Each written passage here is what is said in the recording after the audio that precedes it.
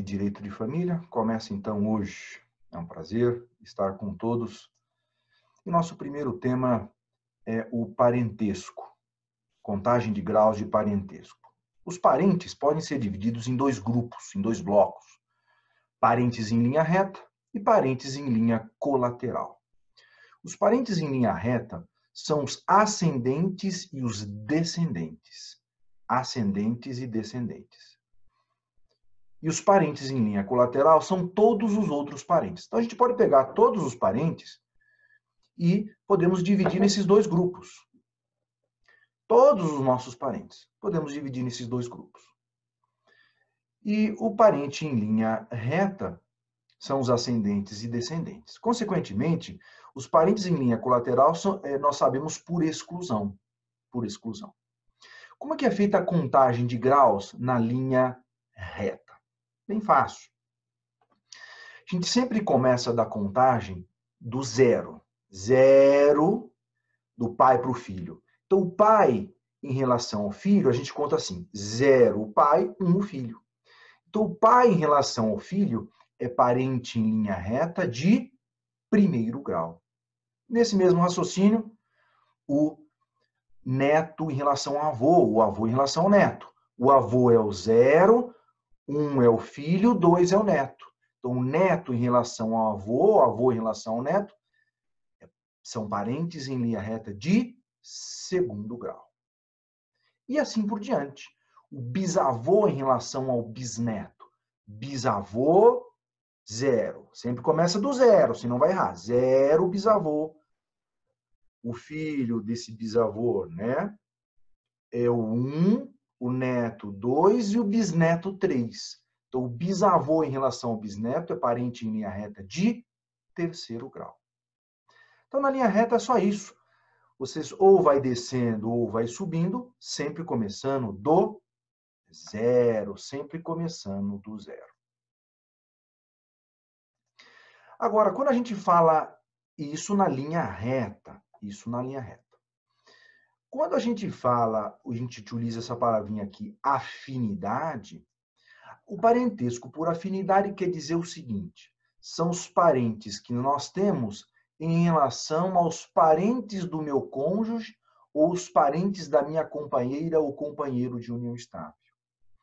Então, parentesco por afinidade é o parentesco que eu tenho com a minha sogra, com o meu sogro, com o meu enteado, com a minha enteada. Então, e a contagem de graus de parentesco por afinidade usa o mesmo raciocínio da contagem de graus lá da linha reta, ou mesmo da linha colateral, só que você acrescenta a expressão por afinidade. Quer ver um exemplo? Estamos falando parentesco por afinidade, estamos falando, por exemplo, da sogra. Aqui, por exemplo, um parente por afinidade em primeiro grau. Por que a sogra, o sogro, a enteada ou enteado é parente em linha reta de primeiro grau? Porque quem que é parente da minha sogra ou do meu sogro? É minha esposa ou a minha companheira de união estável. Isso vale para o casamento, vale igualmente para a união estável. Então, a minha sogra, meu sogro, é parente em linha reta de primeiro grau em relação à minha esposa, né? Minha sogra, meu sogro, minha enteada, meu enteado. Imagina que eu seja casado com uma mulher que tem filho de um outro casamento, de um outro relacionamento. Então, esse meu enteado é parente em linha reta de primeiro grau da minha esposa. Em relação a mim, em relação ao genro, minha sogra, meu sogro, em relação ao genro, é parente em linha reta de primeiro grau também, igual a minha esposa. Só que aí eu acrescento vírgula, por afinidade. Então, o parentesco que o genro tem, que a nora tem, em relação ao sogro e à sogra, é parente em linha reta de primeiro grau, por afinidade. Também chamados de parentes afins. É o parentesco por afinidade. O enteado e a enteada é a mesma coisa. O enteado e a minha enteada são filhos da minha esposa. Então, são parentes em linha reta de primeiro grau da minha esposa. Em relação ao padrasto, à madrasta, basta acrescentar a expressão, está aqui, ó, por afinidade. Basta acrescentar a expressão por afinidade. Então, A minha enteada, o meu enteado, em relação ao padrasto, em relação à madrasta, é parente em linha reta de primeiro grau, vírgula, por afinidade. Basta acrescentar essa expressão por afinidade. Então, é de primeiro grau, um parentesco por afinidade de primeiro grau, só que por afinidade. Essa é a contagem de graus na linha reta, que é bem mais simples do que a linha colateral. Passamos agora para a linha colateral. Parentesco, a contagem de graus na linha colateral é mais divertido. Como é que é feita a contagem de graus na linha colateral? Vamos entender a técnica primeiro, depois eu dou alguns exemplos aqui para a gente fixar bem essa matéria. E o Código Civil utiliza muito, aliás, não só o Código Civil brasileiro, mas o Código Civil do mundo inteiro utiliza essa contagem de graus que eu estou explicando agora. Aqui um parênteses rápido de direito comparado, direito internacional. Se a gente pegar o Código Civil português, o Código Civil espanhol, italiano, francês, mesmo o Código Civil, que tem uma legislação diferente daqueles que vêm do latim, como o Código Civil alemão, suíço, também tem contagem de graus exatamente igual como o Código Civil brasileiro. Aqui na América é a mesma coisa. Se pegar o Código Civil argentino, que é um Código Civil recentíssimo, de poucos anos para cá, nós temos um novo Código Civil da Argentina, eles têm lá um novo Código Civil, o chileno também, o Código Civil chileno, a forma de contagem de graus é exatamente igual ao do Código Civil. Então, o Código Civil utiliza a legislação e a ideia, a forma de contagem de graus, como nós encontramos, de um modo geral, nos códigos civis do mundo inteiro. E na contagem de graus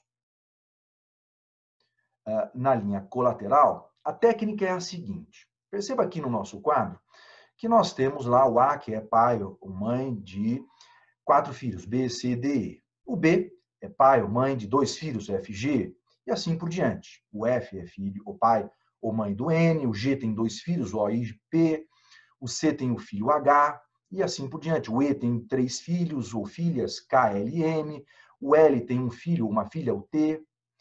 E a contagem de graus é a seguinte, depois a gente faz os exercícios.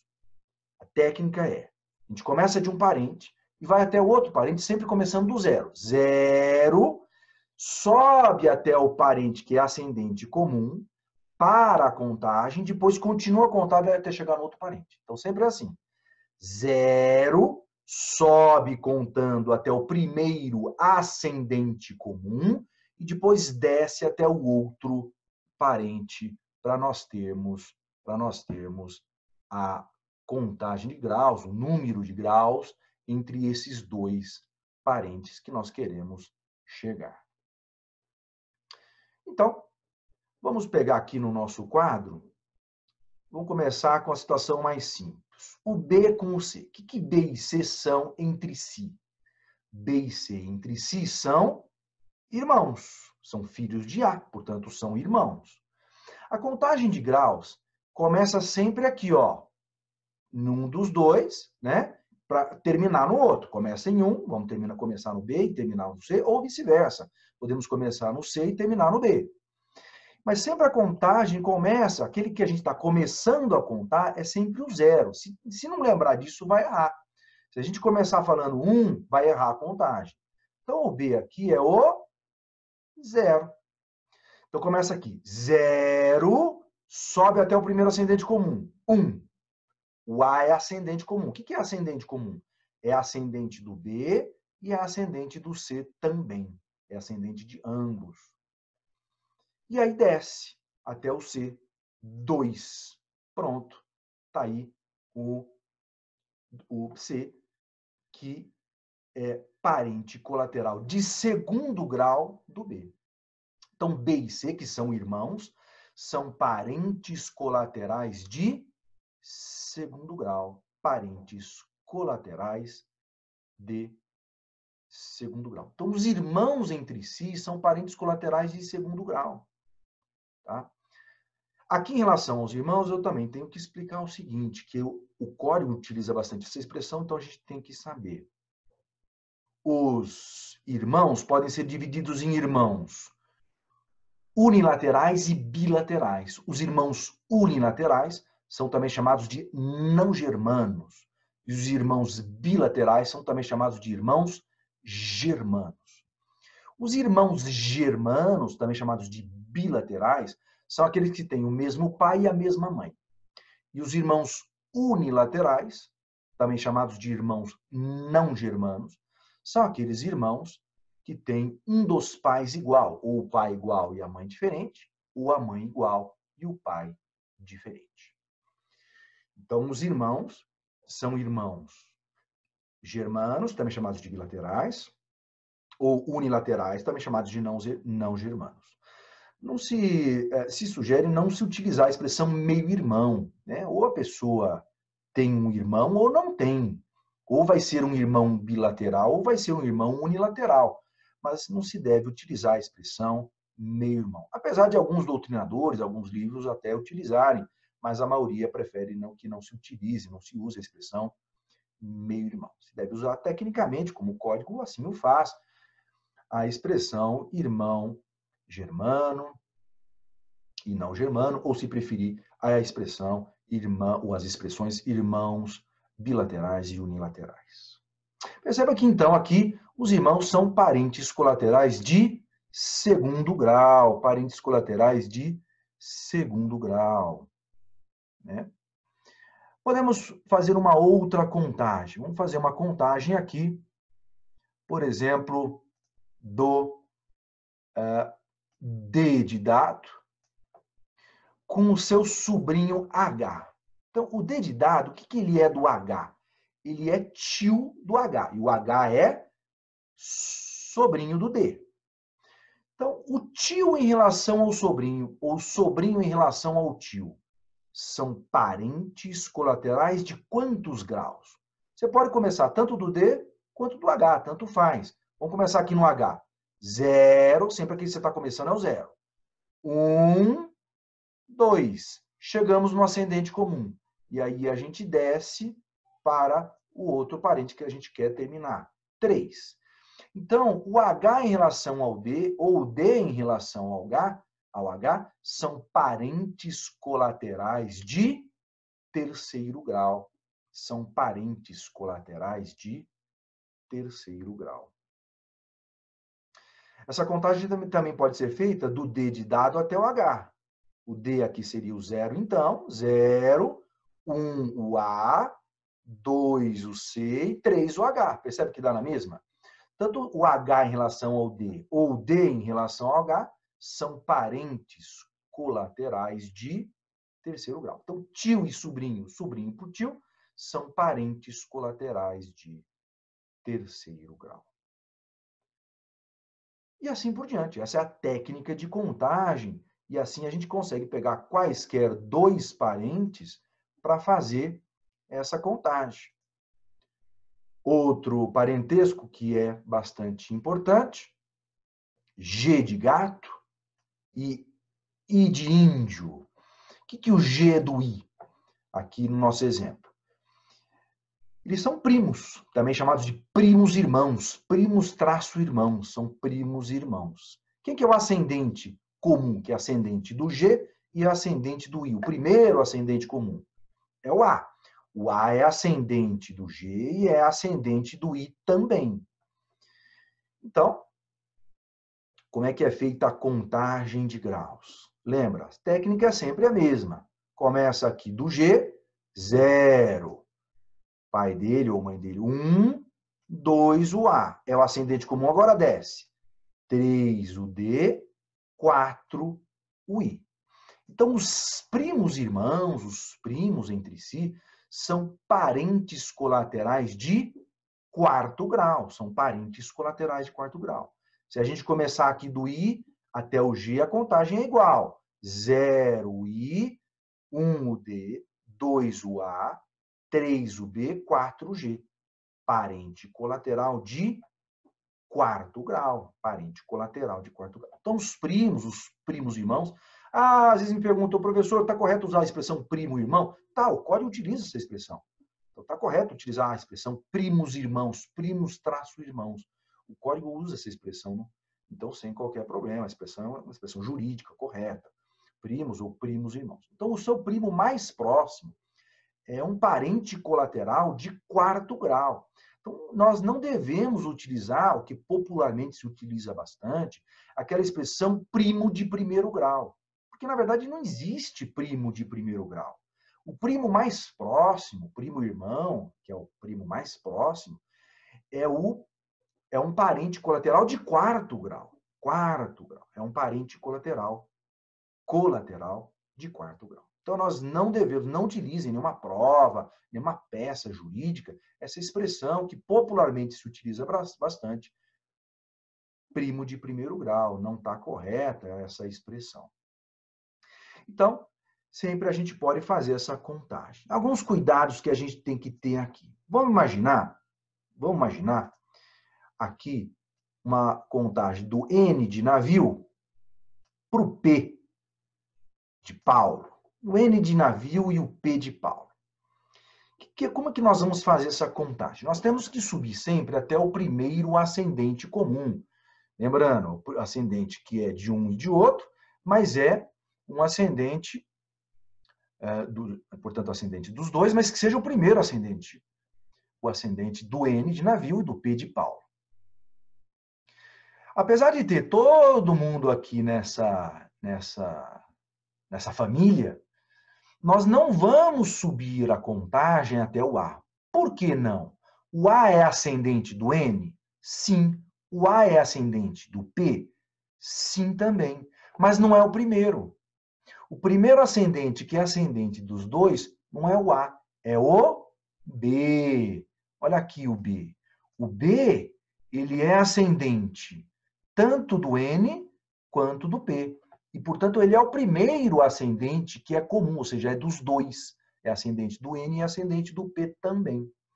Consequentemente, a contagem do N para o P começa no N ou começa no P, tanto faz. 0, sobe até o F, 1, até o B, 2, depois desce. 3 até o G e 4 até o P. Porque N e P são primos, né? São primos irmãos. Então, essa é a forma correta de contagem. Não é porque tem esse povo todo aqui na família que a gente vai contar sempre até o A, que é um ascendente mais distante. Você sempre conta até o primeiro ascendente, que seja ascendente dos dois, para e volta descendo até aquele outro parente que você queira contar. Como eu falei, essa contagem, essa técnica, contagem é aplicada no mundo inteiro, né? Europa inteira, aqui na América inteira. Então, tal como acontece no Código Civil do Brasil. Essa contagem, ela tem que levar em consideração, tem que tomar cuidado, porque no parentesco de quarto grau, ele é limitado, é considerado parente apenas até o quarto grau. O parentesco colateral até quarto grau. Então, nós fizemos aqui a contagem dos irmãos, segundo grau, tio e sobrinho, terceiro grau, que está aqui em amarelo, e os primos em quarto grau. Mas nós poderíamos contar um quinto, sexto grau, mas no Brasil não é considerado parente.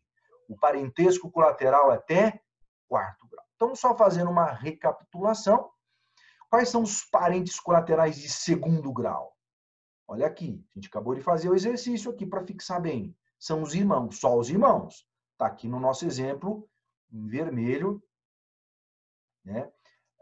Está aqui em vermelho, B e C são irmãos e são colaterais de segundo grau. Então, parentes colaterais de segundo grau são os irmãos. Eu quero todos, para a gente deixar aí, fechar a matéria de contagem de graus. De segundo grau são os irmãos. Terceiro grau, todos os colaterais de terceiro grau são os sobrinhos e tios. Está aqui, ó, um exemplo que eu dei no amarelo. O D de dado é tio do sobrinho H. Sobrinhos e tios. Então, colaterais de terceiro grau são sobrinhos e tios. E os parentes colaterais de quarto grau? Os parentes colaterais de quarto grau são os primos irmãos os tios-avós e os sobrinhos-netos. Primos irmãos, tios-avós e sobrinhos-netos. Primos irmãos já está aqui, né? O N para o P, o G para o I, são primos irmãos. São filhos de pessoas irmãs, né? O pai ou a mãe do G e o pai ou a mãe do I são irmãos, por isso que eles são chamados primos irmãos. Mas os parentes colaterais de quarto grau não são apenas os primos irmãos. Tem os tios-avós e os sobrinhos-netos também. Quem são os tios-avós? Os tios-avós são os irmãos dos avós. O irmão e a irmã do meu avô, o irmão e a irmã da minha avó. São meus tios-avós. E os sobrinhos-netos são os netos do meu irmão ou da minha irmã. Então, lembra lá do seu irmão, da sua irmã, o neto do seu irmão ou da sua irmã, os netos e netas do meu irmão e da minha irmã, são meus sobrinhos-netos. Então, para fechar aqui, quarto grau, colaterais de quarto grau são primos, irmãos, tios, avós e sobrinhos-netos. No Brasil é até quarto grau na linha colateral. Na linha reta não tem limite. Terceiro, quarto, quinto, sexto, sétimo, oitavo grau, não tem. Tanto para cima, pais, avós, bisavós, tataravós, né? Ou filhos, netos, bisnetos, tataranetos. Na linha reta não tem limite de graus. Mas na linha colateral tem sim, que são os colaterais até quarto grau. Na verdade, né? Nós temos essa limitação de quarto grau na maioria dos países. Aqui, para a gente fechar a contagem de parentesco, uma comparação com legislações de outros países, para ir já abrindo a cabeça, para ter uma visão mais global aí da nossa matéria de direito de família, de direito civil, direito de família. Se a gente pegar o Código Civil português, o espanhol, o italiano, mesmo o alemão, o suíço, o argentino, o chileno, também são considerados colaterais até quarto grau, tal como no Brasil. Tá? E de curiosidade, o que foge, alguns países podem fugir dessa regra. O Código Civil francês considera até sexto grau, colateral até sexto grau como parente. Até anos atrás era considerado até 10º grau, o Código Civil francês, até hoje chamado Código Civil Napoleão. E essa lei, o Código Civil francês foi alterado alguns anos atrás e reduzido de 10º grau para sexto grau. Mas até hoje, o Código Civil francês considera parentesco colateral até o sexto grau. Né? Na outra ponta, que é mais restritivo do que o Código Civil brasileiro, o Código Civil cubano. O Código Civil cubano considera parentesco até o terceiro grau, colateral até o terceiro grau. Muito bem. Passamos aí a examinar os princípios do direito de família. O primeiro princípio do direito de família é o princípio da igualdade jurídica dos cônjuges. Os cônjuges têm os mesmos direitos e deveres. Não pode haver distinção de direitos e deveres entre os cônjuges. Está lá na Constituição Federal, o que alguns doutrinadores chamam de princípio de direito civil constitucional. Por exemplo, o Renan Lotufo, um livro que trata de direito chamado direito civil constitucional, do Renan Lotufo, é um princípio de direito civil que foi alçado a princípio constitucional. O princípio da igualdade jurídica dos cônjuges está lá na Constituição Federal, artigo 226.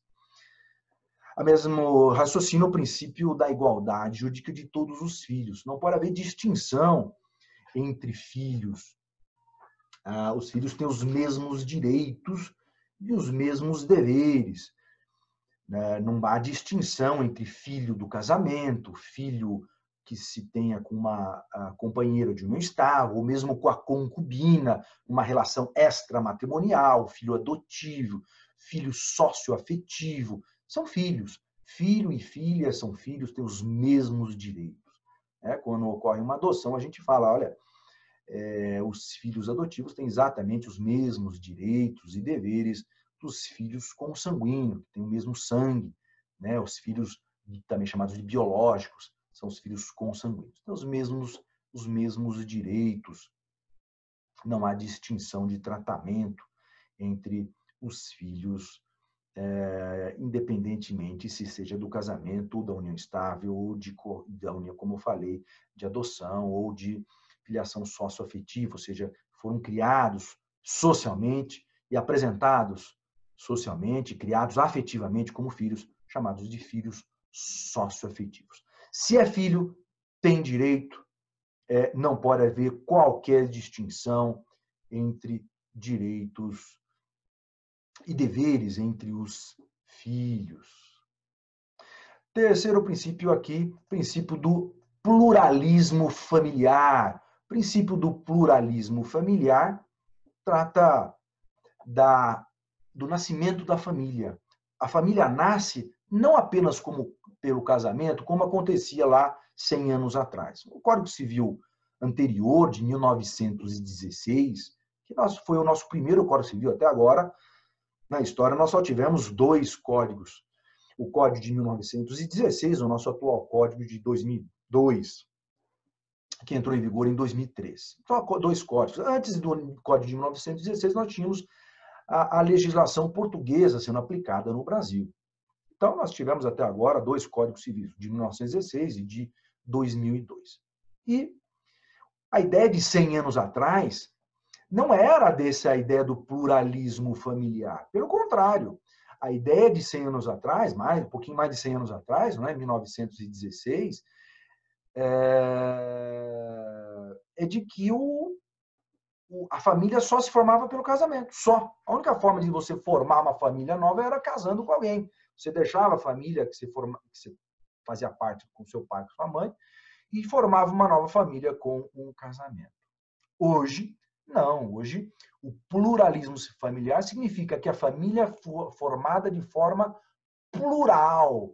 Ela nasce de forma plural. Pode ser pelo casamento, pode ser pela união estável, pode ser pelo casamento homoafetivo, pela união estável homoafetiva, utilizando as palavras do Supremo Tribunal Federal, que utiliza essas expressões, casamento heteroafetivo e casamento homoafetivo, união estável heteroafetiva e união estável homoafetiva.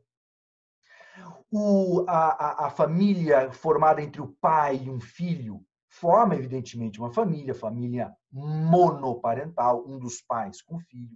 Então, são formas de se criar, de se existir uma família. Tá? Não é só pelo casamento. Esse é o princípio do pluralismo familiar, que a família nasce de diversas formas diferentes. Princípio da proteção da dignidade da pessoa humana. A dignidade da pessoa humana é um princípio do direito de família. É um princípio em que se deve buscar no direito de família a dignidade da pessoa humana. É por isso que não se discute mais, por exemplo, no divórcio a culpa. Por que vai ficar lavando roupa suja no divórcio? Ninguém é obrigado a ficar casado. Essa é uma das consequências, por exemplo, do princípio da aplicação do princípio da dignidade da pessoa humana. Está lá no artigo 1º da Constituição Federal, conforme aqui no slide. Então, não se discute mais culpa para se decretar o divórcio. Ninguém é obrigado a ficar casado. Um direito potestativo dos cônjuges em pedir o divórcio, ter decretado o seu divórcio. Princípio da solidariedade familiar. A família deve se ajudar, deve se proteger e deve se ajudar. Então, esse princípio da solidariedade familiar implica em um apoio mútuo entre os integrantes da família. Uma decorrência desse princípio da solidariedade familiar é a existência dos alimentos. Quando alguém da família, obedecendo às regras, claro, a regulamentação feita pelo Código Civil, que nós vamos estudar na aula de alimentos, com calma. Claro que a Constituição Federal não tem que trazer essa regulamentação atrás dos princípios, a regulamentação está na legislação infraconstitucional, evidentemente, mas uma das aplicações desse princípio é a existência dos alimentos. Se o pai precisa de alimentos, ele pode entrar com ação em face do filho, e vice-versa, se o filho precisa de alimentos, ele pode entrar com ação em face do pai, claro, presentes os pressupostos dos alimentos que nós vamos estudar na aula de alimentos. Princípio da não intervenção ou princípio da liberdade. É o princípio em que há uma liberdade na formação na formação da família. Uma liberdade, porque quando há um excesso de intervenção, você prejudica a própria liberdade daquela família. Por exemplo, uma aplicação desse princípio ao número de filhos, a escolha de ter ou não ter filhos, e depois o número de filhos que aquele casal quer ter e pretende ter e vai ter. Uma decisão da família, uma decisão do casal. Né? Lembrando que existem países em que há uma intervenção bem maior no dia de família. Por exemplo, na China, nós tivemos até poucos anos atrás a regra legal, a lei de filho único.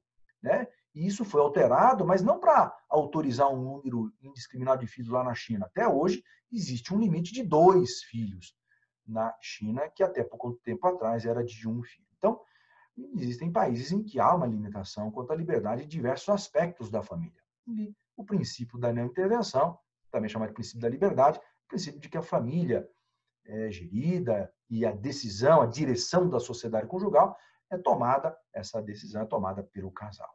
Princípio do melhor interesse da criança e do adolescente. É um princípio, claro, que vai informar o Código Civil, vai ter consequências para o direito de família, que nós devemos, esse princípio é aplicado em diversos momentos, por exemplo, na fixação da guarda. Quando vai ser fixada a guarda pelo juiz, o casal, por exemplo, divorcia, vai ser fixada a guarda, ou guarda compartilhada, ou guarda para um dos filhos,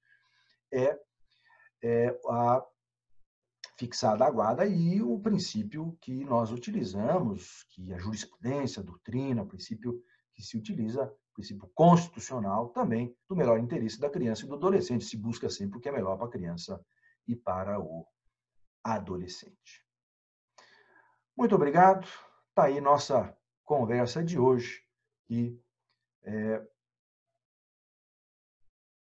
sobre o parentesco